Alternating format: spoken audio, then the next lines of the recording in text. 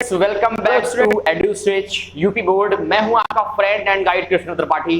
जैसा कि मैंने आपको प्रॉमिस किया था कि हम इस चैनल में सारे सब्जेक्ट के वीडियोस अपलोड करेंगे और लाइव क्लासेस भी धीरे से हम लोग शुरू करेंगे। लेकिन उसके पहले स्टूडेंट्स क्या करना है कि हम पहले फिजिक्स और इंग्लिश कवर करने वाले हैं 9th और 10th। इसके बाद 1 by 1 सारे सब्जेक्ट की वीडियो जैसे अपलोड करेंगे। तो फिजिक्स में क्लास 10th की सीरीज हम लोगों ने स्टार्ट करी थी, सीरीज विजयी भव क्लास 10, जिसमें कि हम लोगों ने चैप्टर लाइट फिजिक्स जो भौतिक विज्ञान के अंतर्गत आता है उस चैप्टर को हम लोगों ने कंटिन्यू किया था। तो भौतिक विज्ञान में जो चैप्टर लाइट है उसका जो वेटेज रहता है वो आपके एग्जामिनेशन में बहुत अच्छा खासा रहता है। लगभग ये समझ लीजिए कि 10 से 12 नंबर का वेटेज रखता है यूपी बोर्ड हिंदी और इंग्लिश दोनों मीडियम्स में। स्टूडेंट, लाइट चैप्टर में हम लोगों ने अभी तक क्या सीखा है, व्हाट इज लाइट, ठीक है, लाइट चलती कैसी है, प्रॉपर्टीज क्या है लाइट की, है ना, और ओपेक मीडियम क्या होता है, ट्रांसपेरेंट मीडियम क्या होता है, और हम लोगों ने सीख लिया है परावर्तन के नियम, परावर्तन क्या होता है।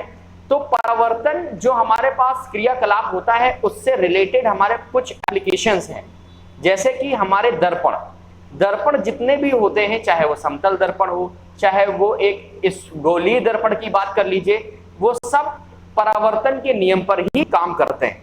ठीक है, तो आज का जो हमारा टॉपिक रहेगा वो है समतल दर्पण। फिर हम लोग अपने नेक्स्ट सेशन में गोलीय दर्पण के बारे में पढ़ेंगे। ठीक है, चलिए आइए बात करते हैं। तो आज का जो टॉपिक हमारा वो है समतल दर्पण। बने रहिएगा मेरे साथ, क्योंकि मैं आपको इस चैनल के थ्रू आपको सिखाने वाला हूं।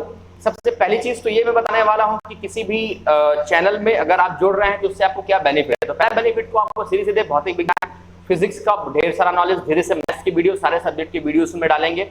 और इसके बाद फर्दर हम लोग डिस्कशन करने वाले हैं इंग्लिश के बारे में, जिसमें इंग्लिश लैंग्वेज की क्लासेस में आपको प्रोवाइड कराऊंगा। यूपी बोर्ड की सारी लैंग्वेज कवर की जाएगी यहाँ पर। फिर मैं आपको सिखाऊंगा कि हाउ टू राइट ऐसे, हाउ टू राइट लेटर्स, ठीक है, और मैं सिखाने वाला हूं रेफरेंस कॉन्टेक्स्ट कैसे लिखना है, किसी भी टेक्स्ट का एक्सप्लेनेशन कैसे करना है। ये सारी चीजें हम लोग डिस्कस करेंगे 1 by 1 चैप्टर वाइज। ठीक है, तो फिलहाल तो अभी फिजिक्स के ही वीडियोस कंटिन्यू देखिए। समतल दर्पण क्या होता है ये सीखने से पहले ये बताइए कि दर्पण क्या होता है। तो अगर मैं कोई एक ग्लास सीट लूं, कांच की कोई एक, मैं क्या ले लूं, चादर ले लूं, ठीक है, ये मैंने कांच की एक चादर ले ली, ठीक, और उसके पीछे मैंने क्या कर दिया, उसको पेंट कर दिया, मतलब कि ओपेक बना दिया। ओपेक का मतलब जिससे लाइट एक पार से दूसरे पार ना जाए, तो मैं पीछे उसको क्या कर दिया, पेंट कर दिया। नॉर्मली मैग्नीशियम ऑक्साइड का पेंट होता है, लेड ऑक्साइड का भी पेंट होता है। तो जब मैंने पेंट कर दिया तो अब ये क्या हो गया, ये मेरे लिए एक दर्पण बन गया। कैसा दर्पण बन गया, प्लेन या समतल दर्पण बन गया, इसको बोलते हैं प्लेन मिरर। ठीक है बेटा, अब जरा ध्यान से देखिएगा।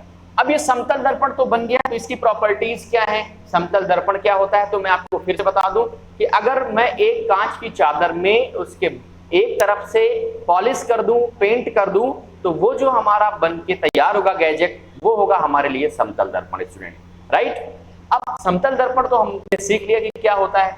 अब समतल दर्पण में हमें सीखना है कि कौन कौन सी प्रॉपर्टीज हैं, कौन कौन सी क्वालिटीज हैं। तो पहली प्रॉपर्टी क्या होती है इसमें, पहली प्रॉपर्टी तो ये होती है बच्चा लोग कि जो समतल दर्पण है उसकी फोकल लेंथ इनफाइनाइट होती है। कैसी होती है, इनफाइनाइट होती है क्या, फोकल लेंथ। ठीक है, ये वक्रता त्रिज्या की बात करते हैं हम लोग, राइट। तो वक्रता त्रिज्या या फोकस लेंथ क्या होती है, अब ये तो आपने पढ़ा नहीं है।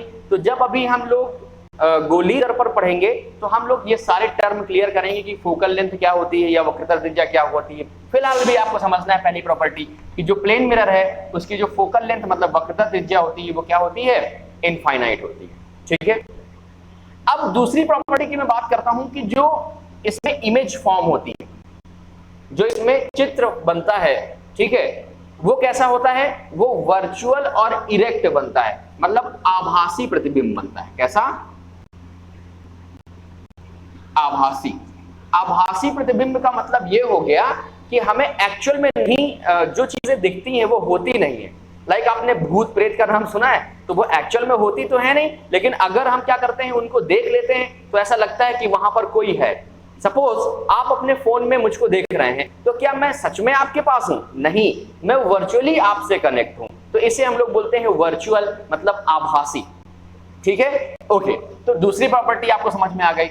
तीसरी प्रॉपर्टी क्या होती है स्टूडेंट, तीसरी प्रॉपर्टी इसकी ये है कि इस दर्पण में जितनी दूरी पर कोई ऑब्जेक्ट, मतलब जितनी दूरी पर कोई चीज रखी होगी, वस्तु रखी होगी, उतनी ही दूरी पर इस दर्पण के पीछे प्रतिबिंब बनता है। मतलब सपोज दैट कि अगर मैं यहां पर खड़ा हूं, कितने डिस्टेंस पर, 3 मीटर की डिस्टेंस पर मैं खड़ा हूं, 3 मीटर की डिस्टेंस पर खड़ा हूं, ये देखो मैं खड़ा हूं, है ना।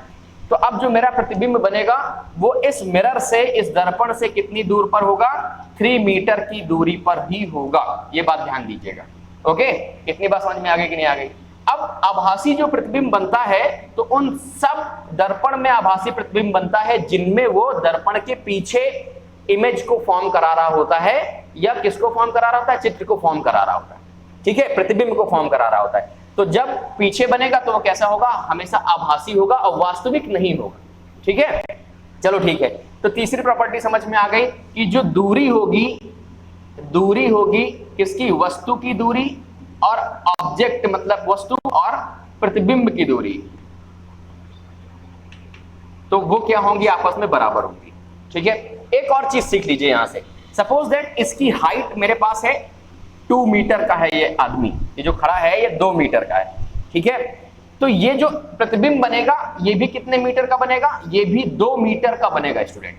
मतलब इसमें भी एक क्वालिटी आ गई कि केवल ऐसा समतल दर्पण में ही होता है। समतल दर्पण में अगर कोई ऑब्जेक्ट मतलब वस्तु की हाइट 2 मीटर में है, तो जो इमेज प्रतिबिंब बनेगा वो भी सेम साइज का होगा, मतलब सेम हाइट का होगा। तो मैं ये कह सकता हूं कि चौथी प्रॉपर्टी मेरे पास ये है, चौथी जो क्वालिटी है इसमें, गुण समतल दर्पण में, वो ये है कि जो हाइट होगी मतलब ऊंचाई होगी, ऊंचाई होगी किसकी, प्रतिबिंब की और वस्तु की, वो क्या होगी, वो इक्वल होगी, मतलब कि बराबर होगी। तो इसमें इसको समझ में आ रहा है कि नहीं समझ में आ रहा होगा। आई होप क्लियर हो गया होगा इसकी प्रॉपर्टीज क्या होती है ना। चलो एक चीज और बात कर लेते हैं। इसमें एक टर्म आता है लेटरल इन्वर्जन। तो जो यूपी बोर्ड इंग्लिश मीडियम के बच्चे हैं वो तो समझ गए होंगे लेटरल इन्वर्जन, यस। और यूपी बोर्ड हिंदी मीडियम भी आप समझने की कोशिश कीजिए कि लेटरल इन्वर्जन क्या होता है। उल्टा बनना किसी चीज का, क्या बनना, उल्टा। कभी आपने देखा है कि मान लो ये हमारे पास क्या है, एक शीशा लगा हुआ है, समतल दर्पण। तो अगर मैं उसके सामने लिख देता हूं मोटा, क्या लिख देता हूं, MOTA, तो वो कैसा दिखेगा, हमें प्रतिबिंब में उल्टा दिखेगा। कैसा दिखेगा, ATOM, वो कैसा दिखेगा, एटम दिखेगा। तो ये जैसे मान लो मैंने रेड लिख दिया, क्या लिख दिया, रेड लिख दिया, तो कैसा दिखेगा, वो डेर दिखेगा। कैसा दिखेगा, डेर दिखेगा। तो इसे हम लोग बोलते हैं लेटरल इन्वर्जन, मतलब किसी भी वस्तु का उल्टा प्रतिबिंब बनाना, ठीक है। किसी भी वस्तु का उल्टा प्रतिबिंब बनाना क्या कहलाता है, लेटरल इन्वर्जन कहलाता है। और ये प्रॉपर्टी किसमें पाई जाती है, समतल दर्पण में ही पाई जाती है मेरे प्यारे बच्चों। तो आई होप आपको समझ में आ गया होगा कि क्या होता है लेटरल इन्वर्जन। अब समझ लीजिए कौन बनेगा करोड़पति में, इससे क्वेश्चन आया था जो कि क्लास 7th की NCERT में लिखा हुआ है कि एम्बुलेंस में एम्बुलेंस उल्टा क्यों लिखा जाता है, ताकि जो पीछे से देख रहा होता है रेयर व्यू मिरर में, जो बैक बगल में पीछे गाड़ी देखने के लिए वो लगा रहता है ना शीशा, तो उसमें जब वो देखे तो एम्बुलेंस उसको उल्टा जो लिखा है वो उसको सीधा दिखाई देगा। किस कारण, इसी लेटरल इन्वर्जन प्रॉपर्टी के कारण, जो सीधे का उल्टा या उल्टे का सीधा दिखाई देता है। मान लो पीछे वाली गाड़ी में इस तरह लिखा है तो आगे वाली गाड़ी में उसको कैसा दिखेगा, शीशे में रेड दिखेगा, क्लियर दिखेगा। इस वजह से एम्बुलेंस में एम्बुलेंस कैसा लिखा जाता है, उल्टा लिखा जाता है। आई होप आपको समझ में आ गया होगा। तो ये कुछ प्रॉपर्टी थी समतल दर्पण की। अब हम लोग पढ़ेंगे कि इस समतल दर्पण में प्रतिबिंब कैसे बनता है, ठीक है। आओ चलो देख लेते हैं भाई इसकी।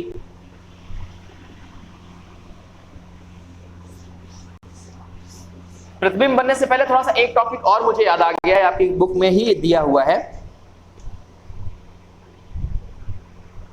कि कभी कभी पूछ लेता है कि मान लो कोई दर्पण है, ये दर्पण है हमारे पास MN और ये N, इसमें मिनिमम हाइट क्या हो सकती है, किसी भी व्यक्ति, किसी भी वस्तु की जो कम से कम ऊंचाई हो सकती है वो क्या हो सकती है स्टूडेंट। तो ध्यान रखिएगा, आप कहीं पर भी ऑब्जेक्ट रखेंगे, ठीक है, तो जो उसका प्रतिबिंब है वो मिनिमम क्या होगा, उसकी हाइट से आधा बनेगा। कैसे मतलब आधा बनेगा, सपोज दैट मेरी जो हाइट है वो कितनी है, 3 सेंटीमीटर है, मैं हूं नहीं 3 सेंटीमीटर, सपोज दैट 3 सेंटीमीटर है, तो जो मैं प्रतिबिंब बनाऊंगा तो मिनिमम कितना छोटा बन सकता है, वो छोटा बनेगा मेरी जो ऊंचाई है उससे आधा, मतलब कि 3 का आधा कितना, 1.5 सेंटीमीटर का स्टूडेंट बनेगा। क्या थोड़ी बहुत बात समझ में आ रही है कि नहीं आ रही? आ रही है, ठीक है। अभी इससे रिलेटेड हम कुछ क्वेश्चन कर लेंगे तो आपको क्लियर हो जाएगा। फिलहाल चलते हैं इमेज फॉर्मेशन बाय मिरर्स में। क्या होगा समतल दर्पण में? सपोज दैट इसमें एक्चुअल में होता क्या है कि यहां पर कोई ऑब्जेक्ट रखा है, मान लो ये रखा है, ये रखा है, ए बी ऑब्जेक्ट रखा है, ठीक है, ओके। अब इससे क्या है कि टकरा करके रे किरण, लाइट की किरण इससे टकरा करके आई, और यहां पर मैं खड़ा हूं, मैं देख रहा हूं इसको मिरर में, ठीक है। अब मैं जब देख रहा हूं यहां पर टकरा करके लाइट आई, लेकिन एक्चुअल में ये लाइट रे जो आई टकरा करके, तो मुझे प्रतिबिंब क्यों दिखाई देता है? क्योंकि ये जो प्रतिबिंब बनता है वो शीशे के पीछे, दर्पण के पीछे बनता है। और कहां पर बनेगा? मैंने बताया था ना, सेम हाइट और सेम डिस्टेंस पे बनेगा। सेम डिस्टेंस मतलब दूरी पर बनेगा। तो कुछ इस तरह से प्रतिबिंब इनके बनते हैं। मान लो फिर दूसरी लाइट आई टकरा करके, ये मेरे आंखों तक आ गई, और ये वापस जाके क्या हो गई, पीछे जहां पर ये कट करेगी वहां पर ही इमेज फॉर्मेशन हो जाएगी। जब कोई प्रतिबिंब बनता है स्टूडेंट, तो उसके लिए कम से कम दो किरणों की जरूरत पड़ती है। तो जब दो किरणें आपस में एक दूसरे को क्रॉस करती हैं, कट करती हैं, वहीं पर ही प्रतिबिंब बन जाता है। देखिए आपकी बुक में दिया हुआ है, बालाजी से मैं आपको बता रहा हूं, बालाजी में एक फिगर दिया हुआ है, जरा समझने की कोशिश करिए। एक और प्रतिबिंब बनाने का फिगर है, उसको समझिए। आई होप आपको समझ में आ रहा होगा। जो चीजें समझ में नहीं आ रही वो कमेंट करके मुझे आप बता सकते हैं। सपोज ये हमारे पास एक मिरर है, दर्पण है, ठीक है। अब मैंने इसको कैसा ले लिया है, स्ट्रेट लाइन ले लिया है, MN दर्पण है। यहां पर मैंने कोई ऑब्जेक्ट रखा हुआ है, ठीक है, AB रख दिया ऑब्जेक्ट। अब इससे टकरा कर क्या होगी, रेज आएंगी, और ये मेरी आंखों, यहां पर जो पर्सन खड़ा हुआ है जो इसको देख रहा है, ठीक है, वो क्या होगा, तो उसकी आंखों तक टकरा करके किरणें क्या होंगी, जाएंगी, और ये जो है किरणें यहां पर पीछे बैक साइड ऑफ मिरर क्या होंगी, कट होंगी, और जहां पर कट होंगी वहां पर ही इमेज फॉर्म हो जाएगा, वहीं पर ही प्रतिबिंब बन जाएगा। स्टूडेंट ध्यान दीजिएगा, ये आंख है पूरी, समझ लीजिए। तो जब कुछ प्लेन मिरर में, समतल दर्पण में कुछ इस तरह से इमेज फॉर्म होता है, जरा देखो अब परावर्तन के नियम फॉलो कर रहा है कि नहीं फॉलो कर रहा है, देखो। तो ये हो गई हमारे लिए नॉर्मल इस वाली रे के लिए, और ये हो गई नॉर्मल हमारी इस वाली रे के लिए, इस वाली किरण के लिए, ठीक है। तो आई होप आपको समझ में आ रहा होगा कि समतल दर्पण में प्रतिबिंब कैसे बनता है। स्टूडेंट अब इसके यूज देख लेते हैं कि समतल दर्पण का हम लोग यूज कहां करते हैं, उपयोग कहां करते हैं। तो प्लेन मिरर को हम लोग एक झूठा दर्पण के नाम से भी जानते हैं। झूठा दर्पण क्यों? कभी आप बड़े बड़े मॉल्स में, बड़े बड़े शोरूम्स में, बड़ी बड़ी दुकानों में जाओ, जहां सोने चांदी की दुकानों में, सुनार वाले दुकानों में जाओ, ज्वेलरी शॉप में, तो आप क्या देखते होंगे, बहुत सारे वहां पर शीशे लगे रहते हैं। जब शीशे लगे रहते हैं तो बहुत सारी चमक धमक आपकी आंखों में लगती है ना। तो एक्चुअल में इन सब दुकानों में समतल दर्पण का उपयोग इसलिए किया जाता है कि वो छोटी सी भी चीज को, कम चीज को, या छोटी दुकान को भी क्या कर दे, बड़ा दिखा दे। मतलब कि एक ज्यादा एरिया दिखाने के लिए हम लोग समतल दर्पण का यूज करते हैं। इसको फॉल्स मिरर के नाम से भी जाना जाता है। ये क्या करता है, ये झूठा भी दिखा देता है कई बार, ठीक है। इसका जो दूसरा उपयोग है बच्चा लोग, वो होता है पेरिस्कोप में यूज होता है। What is periscope? Periscope is a instrument. Periscope एक तरह का मशीन होता है जो सबमरीन्स में लगता है। सबमरीन जानते हैं, जो नेवी होती है ना, नेवी में जो पानी के अंदर चलने वाले जो गैजेट है ना, उनको बोलते हैं सबमरीन्स। तो सबमरीन्स में लगा रहता है। देखो कुछ इस तरह का रहता है, मान लो ये सबमरीन है, ये सबमरीन है, ठीक है, ये सबमरीन है, ओके, ये सबमरीन हो गई।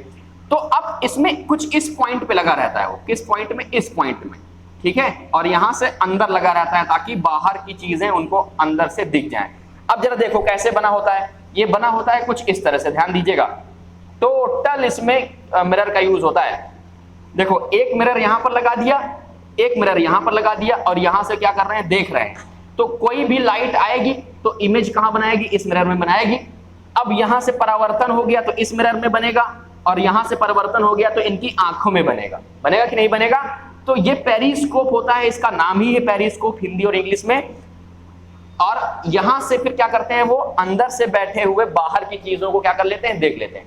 थोड़ा सा ऊपर निकालते हैं, उठाते हैं सबमरीन को, और बाहर की सारी चीजें देख लेते हैं। आई बात समझ में? तो दूसरा जो सबसे बहुत महत्वपूर्ण इसका उपयोग है वो पेरिस्कोप है। अब तीसरे उपयोग की बात करते हैं। तीसरा उपयोग है सोलर कुकर, सौर ऊर्जा से चलने वाले कुकर जिसमें खाना बनता है, वो आपने शायद नाम सुना होगा। जब आपका भी अगला चैप्टर आएगा तो उसमें हम लोग इसके बारे में ज्यादा ब्रीफली डिस्कस करेंगे। तो मान लीजिए ये कुकर है, कुकर का ये है हमारे पास फर्नल जिसमें कुकर रखा जाता है।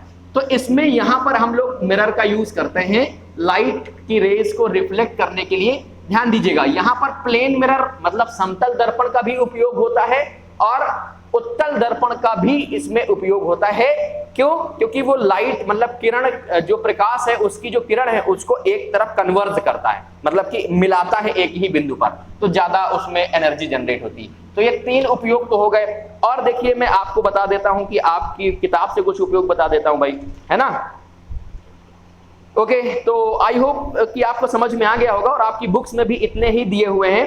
तो यहां से हम इस सेशन को एंड करेंगे, लेकिन उसके पहले कुछ क्वेश्चंस करेंगे जो बालाजी के हैं, जो एक रेफरेंस बुक है क्लास 10th साइंस की।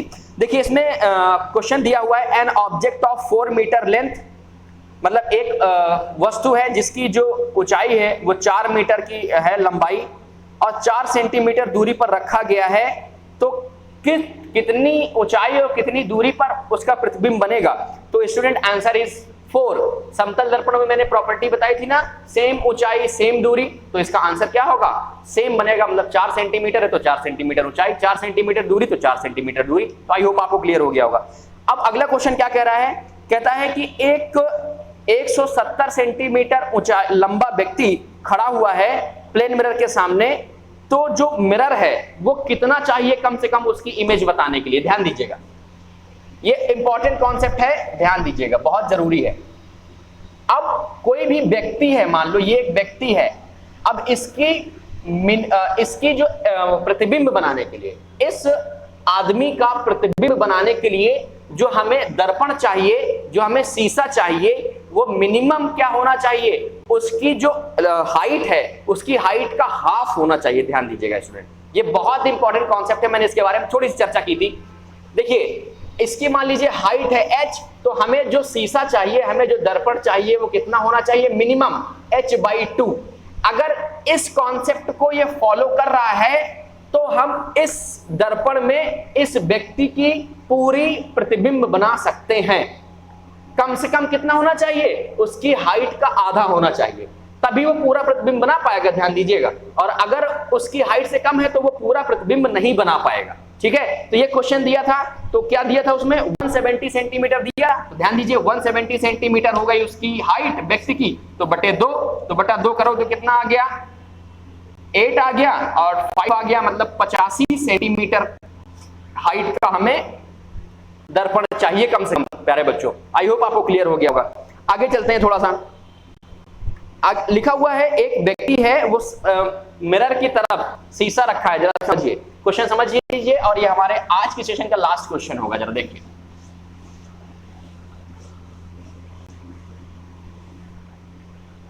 मान लीजिए ये एक दर्पण है, ठीक है, mn।